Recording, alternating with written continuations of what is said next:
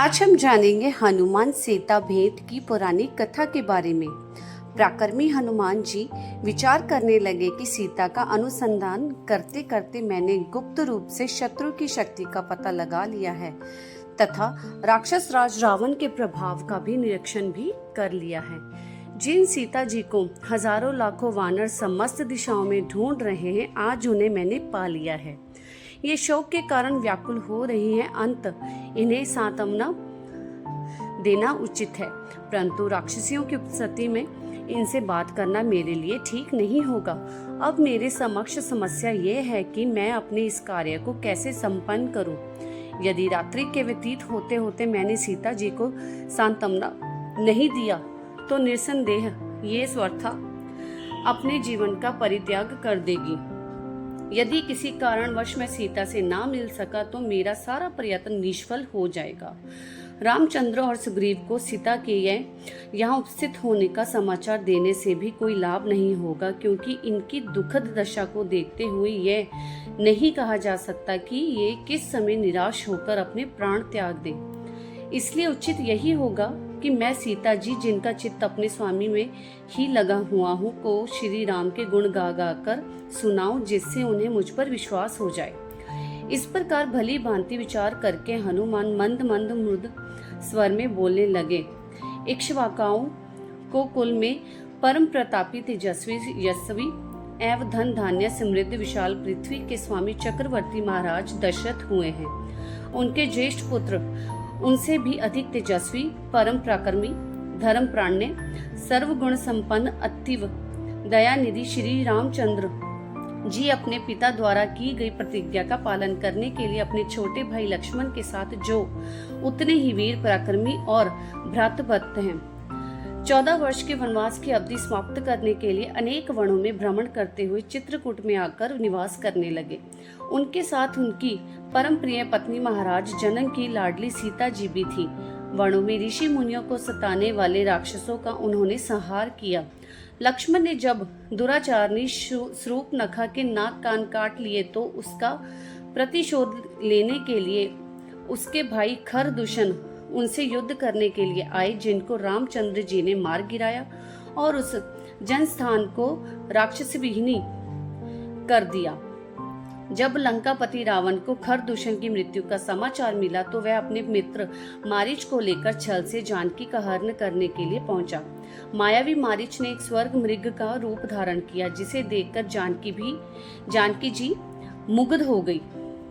उन्होंने राघवेंद्र को प्रेरित करके उस माया मृग को पकड़कर या मार कर लाने के लिए भेजा। दुष्ट मारीच ने मरते मरते राम के स्वर में हा सीते का लक्ष्मण कहा था। जानकी जी भ्रम में पड़ गई कि लक्ष्मण को राम की सुधि लेने के लिए भेजा। लक्ष्मण के जाते ही रावण के छल से सीता का अपहरण कर लिया।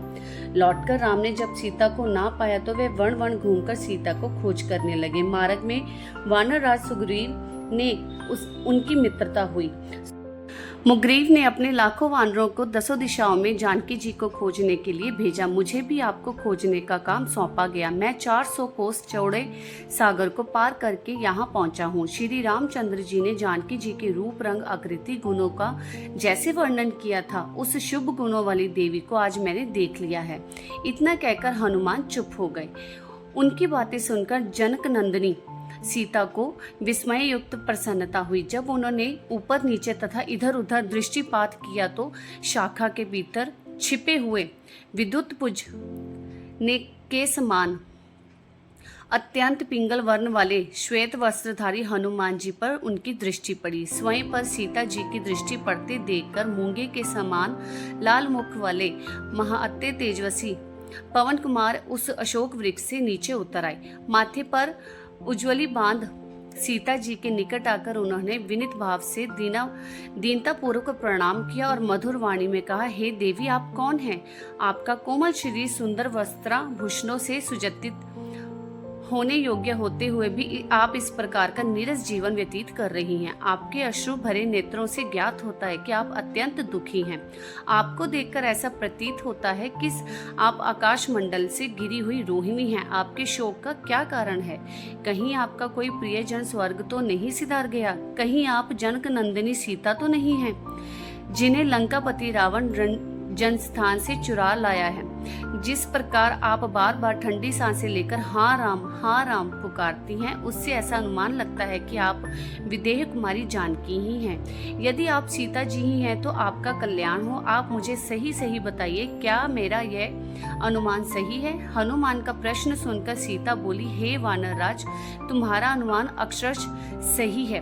मैं जनकपुरी के महाराज जनक की पुत्री, अयोध्या के चक्रवर्ती महाराज दशरथ की पुत्रवधू तथा परम तेजस्वी धर्मात्मा की श्री रामचंद्र जी की पत्नी हूँ। जब श्री रामचंद्र जी अपने पिता की आज्ञा से वन में निवास करने के लिए आए तो मैं भी उनके साथ वन में आ गई थी। वन से ही ये दुष्ट पापी रावण छल पूर्वक मेरा अपहरण करके मुझे यहाँ ले आया। वह मुझे निरंतर यातनाएं दे रहा है। आज भी वह मुझे 2 मास की अवधि देकर गया है।